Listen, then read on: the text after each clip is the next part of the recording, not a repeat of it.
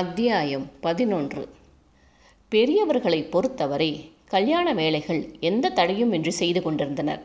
சிறியவர்களோ ஈகோவை கட்டி இழுத்து கொண்டு யார் முதலில் பேசுவது என்று சிறிய பிரச்சனையை பிடித்து தொங்கிக் கொண்டிருந்தனர். ஜீவா இயல்பாக இருப்பது போல காட்டிக்கொண்டாலும் தினமும் ஒரு 20 தடவையாவது ஃபோனை எடுத்து அவளிடமிருந்து அழைப்பு வந்திருக்கிறதா என்று பார்த்து கொண்டான்.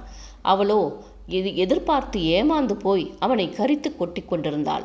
இரு மனங்களும் அடுத்தவரை நாடினாலும் அதை வெளிக்காட்டி கொள்ளாமல் அடுத்தவர் வெளிப்படுத்த வேண்டும் என்று எதிர்பார்த்தது. அவர்கள் வெளிப்படுத்தாத போது அவர் மீது கோபமும் ஆத்திரமும் எழுந்தது. பேச்சுவார்த்தை நின்று போய் சுமார் 10 நாட்களுக்கு மேலானது. இனியா அவனே பேசட்டும் என்று காத்திருந்தாள். இந்த சந்தர்ப்பத்தை சரியாக பயன்படுத்தி கொள்ள வேண்டும் என்று முடிவு செய்திருந்தாள். இப்பொழுது இறங்கி வந்தால் அவனுக்கு இடம் கொடுத்தது போல ஆகிவிடும் என்று பொறுமையாக இருந்தாள். ஆனால் ஜீவாவிற்கோ சிறிது சிறிதாக பொறுமை போயிருந்தது. அவள் கண்டிப்பாக அழைத்து விடுவாள் என்று எதிர்பார்த்து காத்து கொண்டிருந்தவனுக்கு ஏமாற்றமாக இருந்தது. இனியும் விட்டால் அவள் பேசாமலே இருந்து விடுவாளோ என்ற பயம் எழ தானே விட்டு கொடுத்து அவளை அழைத்து விடலாம் என்று முடிவெடுத்தான். அலைபேசியில் அவளது எண்ணை அழைக்க மனமோ காரி துப்பியது. ஏண்டா அவளே ரோஷமாக இருக்கா, ஆனால் நீ என்று கரித்து கொட்டியது. அதையெல்லாம் ஓரமாக தூக்கி வைத்துவிட்டு எதுவுமே நடக்காதது போல ஹாய் ஸ்வீட்டி, ரொம்ப பிஸியா என்றான். அவனது அழைப்பு அவளுக்கு ஒருவித திருப்தியை கொடுக்க ஆமாம் என்றாள்.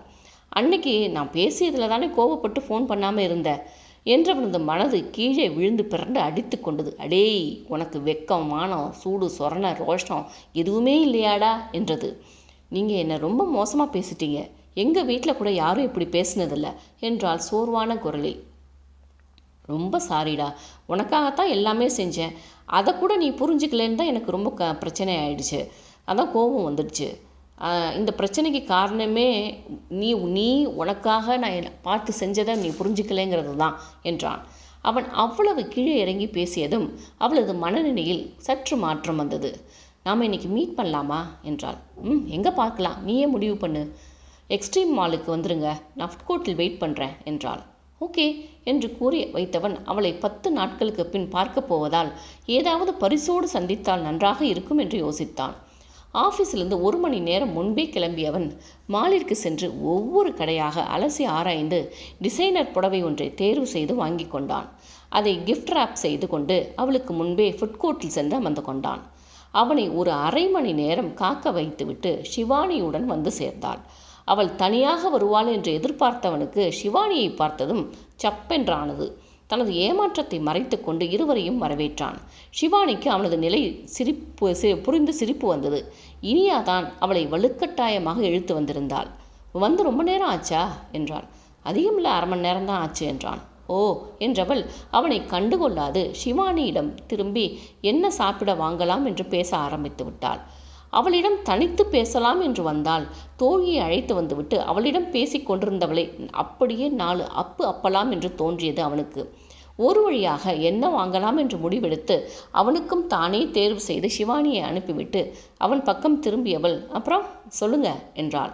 அவனோ தாமதிக்காமல் நீ தனியாக வருவேன்னு நினச்சேன் என்றான். மெல்லிய சிரிப்போடு முதல் சண்டைக்கு அப்புறம் பார்க்குறோம், அதனால தான் தனியாக பார்க்க வேண்டாம்னு நினச்சேன் என்றாள். அதை கேட்டதும் அவனுக்கு சிரிப்பு வர, ஏன் நான் என்ன பண்ணிடுவேன்னு நினச்சி பயந்த. அவனையே பார்த்து கொண்டிருந்தவள் மறுபடியும் சண்டை வந்துட்டா என்றாள். அதெல்லாம் வராது என்றவன் தன் கையில் வைத்திருந்த புடவையை அவளிடம் கொடுத்தான். ஒரு சின்ன கிஃப்ட். அதை எதிர்பார்க்காதவள் எதுக்கு, சண்டை போட்டதுக்கா என்றாள் சிரிப்புடன். அப்படித்தான் வச்சுக்கோயேன் என்றான் சிரிப்புடன்.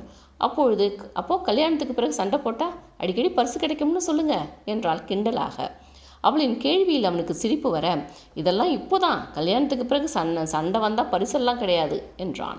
இருவரும் ஒருவரை ஒருவர் பார்த்து சிரித்து கொள்ள அவர்கள் இருவரையும் ஜூவில் உள்ள மிருகங்களை பார்ப்பது போல பார்த்து கொண்டு வந்து அமர்ந்தாள் ஷிவானி. சிறிது நேரம் மூவரும் பேசி கொண்டிருந்து விட்டு வீட்டிற்கு கிளம்பினர். வெகு நாட்களுக்கு பிறகு உற்சாகத்துடன் வீடு திரும்பிய மகனை அதிசயமாக பார்த்து கொண்டிருந்தார் சரோஜா.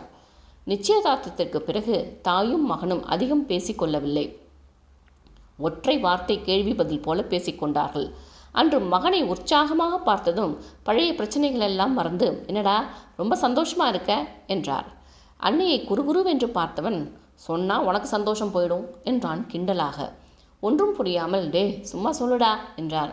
உன் மருமகளை தான் பார்த்துட்டு வரேன். 10 நாளாக எனக்கும் அவளுக்கும் சண்டை. ஒரு புடவை எடுத்து கொடுத்து சமாதானப்படுத்திட்டு வரேன் என்றான். அவன் கையில் காஃபியை கொடுத்தவர், வெறும் புடவை தானா? மாலையே அசந்து போகிற அளவுக்கு டான்ஸு பாட்டுன்னு எதுவும் இல்லையா என்றார் சாதாரண குரலில். அவர் அப்படி கேட்டதும் தன்னை கிண்டல் செய்கிறாரா என்று முகம் பார்த்தான். அப்படி ஒன்றும் தெரியாததால் குழம்பி போய், என்னம்மா சொல்கிறீங்க? அன்னைக்கு டான்ஸ் ஆடினதுக்கு அப்படி பேசுனீங்க, இப்போ என்றான். மகனை மனதிற்குள் கழுவி ஊற்றிக்கொண்டே, வருங்கால பொண்டாட்டியை சந்தோஷப்படுத்த இதெல்லாம் செய்கிறது சகஜம்தானே என்றார். ஓரமாக அமர்ந்து டிவி பார்த்து கொண்டிருந்த சிவசுவுக்கு மனைவியின் செய்கை புரிந்தது. சரோ ஆட ஆரம்பிச்சிட்டா. செத்தடா மகனே என்று சொல்லிக்கொண்டார். அவள் ஃப்ரெண்டையும் கூட்டிகிட்டு வந்தாமா என்றான். அப்பொழுதும் விடாமல், நீ ஆடுறதை பார்க்க கூட்டிகிட்டு வந்திருப்பா என்றார் சாதாரண குரலில். அதுவரை பொறுமையாக இருந்தவன், என்னம்மா கிண்டல் பண்ணுறீங்களா என்றான். சேச்சே, உண்மையை சொன்னண்டா என்றார். இதற்கு மேல் தாங்காது என்று எண்ணியவன், சரிம்மா நான் போய் கொஞ்ச நேரம் ரெஸ்ட் எடுக்கிறேன் என்று அறைக்கு சென்றான். அவன் சென்றதும் மனைவியை பார்த்த சிவசு, என்ன சரோ போடுற பாலெல்லாம் சிக்ஸராக அடிக்கிற என்றார் நக்கலாக. கணவரை முறைத்து, மெதுவாக பேசுங்க, அவன் காதில் விழப்போகுது என்றவர், அவனுக்கு அம்மாண்ணா என்கிட்டே வா என்றார். அப்பொழுது அவசரமாக கதவை திறந்தவன், அம்மா என்னோட அலமாரியில் யார் கையை வச்சது, எல்லாம் களைஞ்சு கிடக்கு என்று கத்தினான். அவன் கத்தலில் அதிர்ந்து, அதுவா, உன்னோட சட்ட அளவு என்னன்னு பார்க்க அப்பாவை எடுத்துகிட்டு வர சொன்னேன், களைச்சி விட்டுட்டாரா?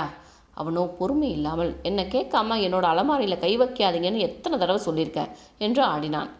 உன் மாமனார் சட்ட அளவு கேட்டார், அதுக்கு தான் அப்பா போய் எடுத்து பார்த்தாங்க என்றார் கோபமாக. அதை கேட்டதும் தன்னை சமாளித்து கொண்டவன், இதை முன்னாடியே சொல்லி தொலைக்க வேண்டியதானே என்றான். கணவரிடம் கண்ணை காண்பித்தவர், பார்த்தீங்களா, மாமனார்னு சொன்னதும் தானா வாயை மூடிட்டான் என்று முணுமுணுத்தார். அவரும், ஆமாண்டி, இத்தனை நேரம் எப்படி ஆடினான் என்று அவனை அதிசயமாக பார்த்தார். அவர்கள் இருவரும் தன்னை பார்த்து பேசிக்கொள்வதை கண்டவன் கடுப்பாகி கதவடைத்து கொண்டான். சரோவோ டென்ஷனாகி, ஏங்க நம்மளை பார்த்தா எப்படி இருக்கு அவனுக்கு, இத்தனை வருஷம் பெற்று வளர்த்தா ஒரே நாளில் மாமனாரை பார்த்து வாலாட்ட தொடங்கிட்டானே என்றார் எரிச்சலாக. நம்ம பிள்ளையை பார்த்து பெருமைப்பட்டது என்ன, இப்போ இவன் பண்ணுறதை பார்த்தா ஊரே சிரிச்சிரும் போல இருக்கே என்றார் அவர் கவலையாக. தோளில் கடுப்பாக இடித்து கொண்டவர், ஆமாம் இனிமே தான் சிரிக்கணுமாக்கும், அதான் நிச்சயதார்த்தத்திலே சிரிச்சிடுச்சே, இன்னும் என்ன கன்றாவியெல்லாம் பார்க்கணுமோ என்று கூறி தலையில் கை வைத்து அமர்ந்து விட்டார். மறுநாள் முதல் வேளையாக தான் தங்கியிருக்கும் அப்பார்ட்மெண்ட்லேயே கீழ்த்தளத்தில் ஒரு வீடு காலியாக இருப்பதை அறிந்து அந்த ஓனரை அழைத்து வாடகைக்கு கேட்டான். அனைத்தும் ஒத்துவர அடுத்த மாதத்திலிருந்து தான் எடுத்துக்கொள்வதாக கூறிவிட்டான். மாலை வீட்டிற்கு வந்து அன்னையிடம் அதை தெரிவித்தான். அப்போ தனியாக போகிறதுன்னு முடிவு பண்ணிட்டேன் என்றார் சரோ ஒரு மாதிரியாக. என்னம்மா இப்படி கேட்குறீங்க, நீங்களும் தானே அன்றைக்கி சொன்னீங்க நீ தனியாக போடா, ஆனால் உன் வீட்டு பக்கம் கூட எட்டி பார்க்க மாட்டேன் அப்படின்னு சொல்லிட்டு இப்போ என்ன கேள்வி என்றான். என்னடா பேசுகிற, ஏதாவது புரிஞ்சு தான் பேசுகிறியா, ஒரு வேகத்தில் பேசுகிறது தான், அதுக்காக உடனே செஞ்சிருவியா என்றார் சிவசு. அவர்கள் இருவரையும் ஒரு மாதிரியாக பார்த்தவன், இந்த கல்யாணத்தில் பேசுனதில் இருந்து நீங்கள் 2 பேரும் சரியாகவே இல்லை, ஏன் மாற்றி மாற்றி பேசிக்கிறீங்க, நாம தான் அன்னைக்கே முடிவு பண்ணிட்டோமே, அதுக்கு பிறகு என்னவோ மாதிரி பேசுகிறீங்க என்றவனை இருவரும் அதிர்ந்து போய் பார்த்தனர். சிவசுவோ பொறுக்க முடியாமல், இவன் என்ன சொல்கிறான் பாரேன் சரோ, நாம் ஒரு 2 பேரும் ஒரு மாதிரியாக நடந்துக்கிறோமா, இது என்னன்னு சொல்கிறது என்றார். சரோவோ, இனி ஒன்றும் பண்ண முடியாதுங்க, அவன் இஷ்டத்துக்கு விட்டுடுங்க என்றார்.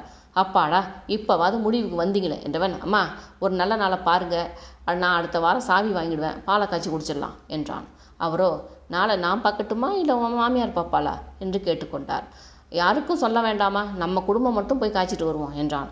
அதற்கு மேல் அவனிடம் பேச தெம்பில்லாமல் சரிடா என்று கூறி அங்கிருந்து சென்றார். சிவசு சும்மா இராமல், ஏண்டா பால் காய்ச்சி குடிக்க புதுசு எதுவும் எடுக்கணுமா என்றார். அவரை முறைத்தவன், போய் அம்மா சொன்ன வேலையை பாருங்க என்று கடுப்படித்து விட்டு அறைக்குள் சென்றான். சிறிது நேரம் யோசனையுடன் நின்றவன் அலைபேசியை எடுத்து இனியாவை அழைத்து வீடு பார்த்ததை கூறி பால் காய்ச்சும் தேதி தெரிந்ததும் அவளுடைய பெற்றோர்களிடம் சொல்வதாக கூறினான். அவர்கள் கட்டாயம் வர வேண்டும் என்று கூறி போனை வைத்து விட்டான். இந்த விஷயம் சரோவிற்கு தெரியும் போது